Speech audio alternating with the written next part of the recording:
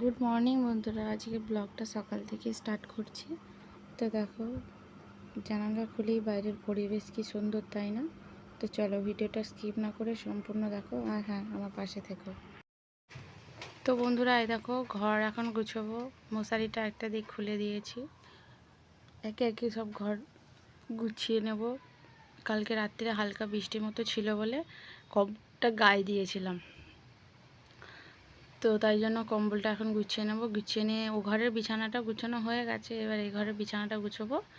গুছিয়ে নিয়ে তোমাদের সঙ্গে দেখা হচ্ছে। তো তোমরা কে কী করছো অবশ্যই কমেন্ট করে জানাবে। আর এই দেখো আমার বিছানা গুছানো কমপ্লিট। কেমন লাগছে অবশ্যই কমেন্ট করে জানাবে। আর এই দিকে তো মোটামুটি গুছিয়ে নিয়েছি।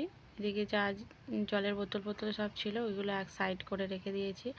আর বন্ধুরা, এটা কি বলো তো, এটা কি তোমরা যদি জানো অবশ্যই কমেন্ট করে জানাবে।